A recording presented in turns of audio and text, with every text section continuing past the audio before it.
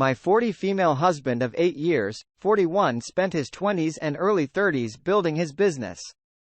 Part of why he turned to being an entrepreneur was, he had a tough time holding down jobs to the point that having a business was the only way he could earn money. Either a supervisor was too dumb or controlling, or because my husband didn't have the degree or experience required for the jobs he could tolerate.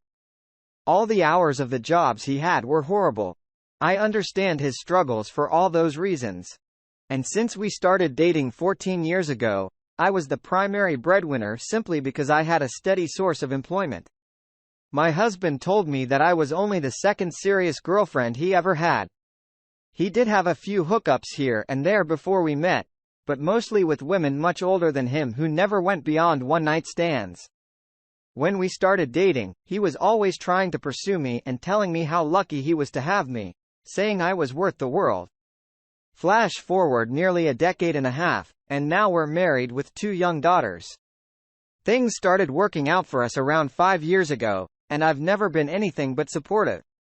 I quit my job to care for Frassids after he moved us to a lovely suburb. But these past few years, he's been treating me differently. Like me, our daughter's a resource of annoyance. He's a part of many professional organizations, and his own company loves a good party, but I'm increasingly not his date to any of them. When I'm alone with him, he at least talks to me, but if a beautiful girl joins the group, it's game over for me, and I'm excluded from his social interactions from that point forward. He talks to people within earshot about how beautiful this or that woman is. He tells me he's allowed to find other girls pretty. The final straw was during the company family thing when my daughters and I arrived and my husband ignored us until someone said hi to us. Then he waved his hand at us like he was bashful of our presence and dismissing us. In addition, the way his younger employees acted towards me made me fact he was lying when he said he was going to these things without a date.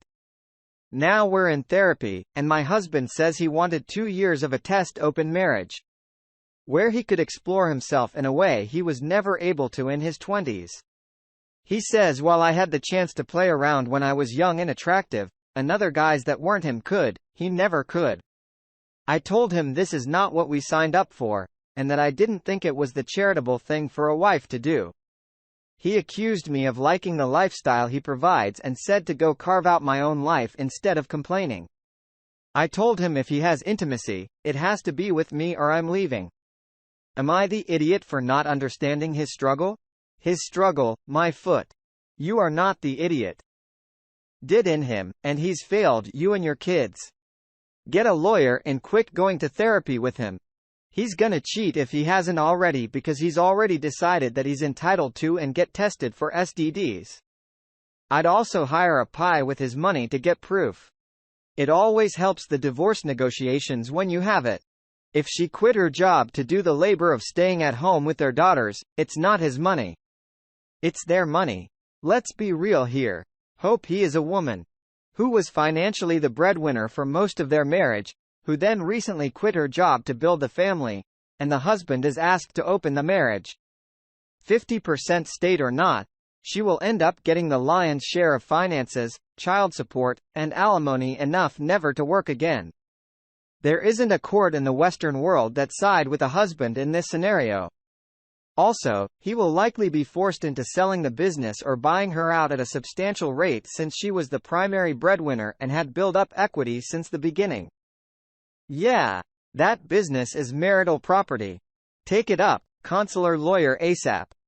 You supported him for 14 years, and now he thinks that he can buy women who will have him since he has money. He would be nobody without all of the support, emotional and financial, you gave him. Don't let him treat you like a doormat, and think carefully about what example you're setting for your daughters. I hope your second husband is nicer. I'll keep this short. My brother-in-law, my sister's husband, has a truck. My husband and I were moving some furniture. About a week ago, we asked if he could help us or let us borrow the truck to move it.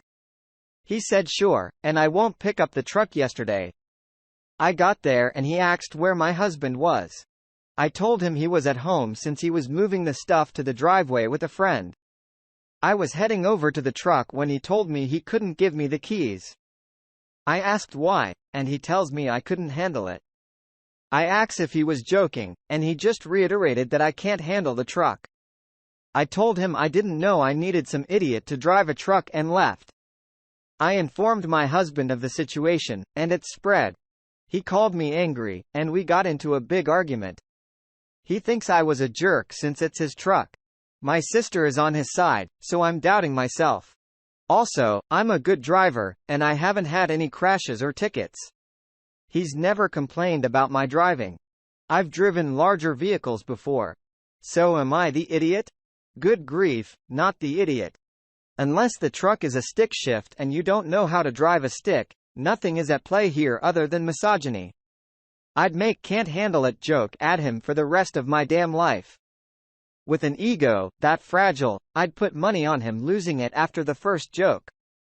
Can he pass me the potatoes? Well, I would, but I don't think you could handle it. What does that even mean if not to be a misogynistic dig? Is clearly the idiot, and I'm glad you made a simple remark to reflect this and then left. And brother-in-law thinks he could have been nicer. Thank you for degrading me. Perhaps my tiny woman brain shall bake some cookies and clean your house as an apology for my lack of genitalia. Hello, Mayo. That is ridiculous. He can do what he wants with his truck, but he already agreed that you guys could borrow it. So his backing out shows his misogyny. Hope your husband is supporting you. I would let it go knowing better how your brother-in-law considers women.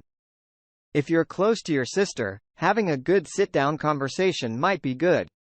She probably internalizes a lot of misogyny if her husband treats her like that. My mom has 2 older kids, my half-siblings from her first marriage. They're twins and they're both 28 now. Their dad died when they were 6, and my mom remarried when they were 10. Teen female, came along 2 years later, my sister, teen, a year after me, and my brother, younger teen, 2 years after her. I've never felt close to my half-brother and sister. Being twins, they were always tight and had a bond that none of us could fully understand. Sometimes it made me sad that they were so close to each other, but not us. I used to think that was why we weren't close, but then I started to suspect it had more to do with being half-siblings and having a different dad. They were okay with us. They weren't bullying us or anything. They never put any effort into the relationship, and were always distant when we tried to get closer to them. Once they moved out, we hardly ever saw them. I see them once or twice a year. And even then, it's rare for us to interact because they'll say hi and move on to talking to other people or doing things. We're not on each other's social media, though I tried. I don't have either of their numbers or anything. It's just how it is. Honestly, I stopped seeing them as half-siblings a while ago, and they do feel more like my mom's other kids due to the lack of relationship. A few years ago, my siblings and I wanted to stay with them for a weekend. They lived together until a year or 2 ago, but they didn't want to stay. I remember finding out through an aunt that they had some paternal cousins over for an entire weekend sleepover. It made me sad because their cousins would have been close to my age and I didn't understand why they would spend time with them, but not us. So there's the background, and I've grown to accept and understand that they don't need to be closer to us. They don't want to be. It doesn't make me sad anymore. Anyway, my parents were invited to a destination wedding, and my mom asked my half-siblings if one of them could let the 4 days they would be gone. They said no, and she would need to find another solution. My mom asked them a few more times, and when I realized how often she was asking, I told her I thought she should stop asking. Mom asked me why, and I told her they never wanted to be around us. So I don't think they would want us in their space either. I pointed out that Grandma and Grandpa would let us stay, and she asked me why I'd say they, half-siblings, never wanted us around. I told her they've never made an effort, have never kept in contact with us and invited kids of similar ages as us to stay for sleepovers, but never us. Mom told me that was the reason she should and try to convince them to spend time with us. My toddler wouldn't work, and I didn't want to stay with either of them now. She told me I should be appreciative and stop telling her to stop basically. Am I the idiot? Not the idiot. The more your mom tries to force it, the more they will push you away. Parents need to understand that after a point, you cannot force relationships and that it will make things worse. I hope you and your siblings have fun staying at your grandparents'. Maybe your elder siblings were emotionally forgotten once mom started her new family or used as babysitters so much when they lived at home, that the relationship was tainted beyond repair. Mom still expects them to step up when they resent the second family. I would message the siblings directly, say that you're very sorry that your mom keeps pushing the issue, and you've asked her to stop as you accepted their answer from the beginning. At least then, they can't blame the issue on you. Man, Opie can't message them directly. She has no way to contact them. She doesn't have their numbers or social media. Op. Congratulations. As a teen, you already have a firmer grasp on reality and the maturity to accept it than your mom does. Your life will be easier if you ignore your mom's delusions. It doesn't matter anyway. Focus your energy on issues that impact you. I, 24 female, am married. I have 2 kids, a male toddler, and a female preschooler, and another baby on the way. My husband and I are looking for a new place as cohabiting is not cohesive with 2 families. My roommates, 23 female and 25 male, just had their first baby together. My roommate, we'll call her Jane, is married. My other roommate, who we'll call Tom, is not her husband. Jane is currently fighting for her divorce and has 2 other kids. Toddlers, male, and female, with 2 separate men who are not her husband as well. She doesn't have custody of her other 2. Jane and Tom do not have jobs. Jane's grandmother has been supplying diapers and wipes for the newborn. I recently refused to buy more distilled water for the newborn bottles. My kids drink juice, tea, milk, and even occasionally soda, preschooler only, and she gets half a toddler cup. They drink tap water. I have no need for distilled water currently. I also told Tommy needed a job because my husband wasn't paying for his and Jane's child. They both seem very upset about this and threw in my face that my family and in-laws regularly help with basic things for my children when we struggle. I pointed out that they do, but it's not constant. And my husband does have a job to support the family he chose to make. Jane has been normal to me, but Tom treats me like I'm a major idiot. So am I. So neither one has a job. She has a husband and a boyfriend and 2 other children. Neither are her husbands, nor does she have custody of them. And they thought it would be a good idea to have a baby. Wow. I wonder who will get custody of this one when she loses it. Seriously, not the idiot. How you put up with that is beyond me. Jesus, I'm confused. You both have a bunch of kids at such an age. Anyway, you don't owe them anything. Their child is their responsibility. And how are your family and in-laws helping you with family matters related to this? Jane and Tom are just your roommates, right? Regardless, if they don't have jobs, they need to get their crap together because providing for their family is their responsibility. Not yours or your family's. How do these free-loading losers pay their rent? At the moment, my husband is paying for it. Luckily, we live in the same town we went to high school in, and the landlord was nice enough to charge us way below market value for rent. We've all known each other since the 8th grade. Jane was homeless. Tom took her in. They started dating, and she got knocked up within a month. My family went through a crisis involving a house fire. Both groups needed a roof over their heads. It was a fast solution in less than perfect circumstances. So they don't pay rent. Why are you even asking if you're the idiot? If you continue to put up with this BS, then yes, you will be the idiot. But why are all of these people living in your home? No is a complete sentence. I suggest you start familiarizing yourself with the word. Also, it's not even recommended to get a baby distilled water. It's purified. Purified and distilled are different things. I have 2 younger siblings. Jenny, nearly adult, and Leo, 19. Jenny is pretty talented, smart and kind. Leo's not a bad kid either, but he's not in college and he jokes around a lot. Anyways, people, mom's friends, will often compare the 2 and they keep putting Leo down. He used to brush them off and acted like the comments didn't bother him. A few weeks ago, Leo was picking Journey out from school and they got into an accident. It wasn't Leo's fault at all, but Jenny got hurt.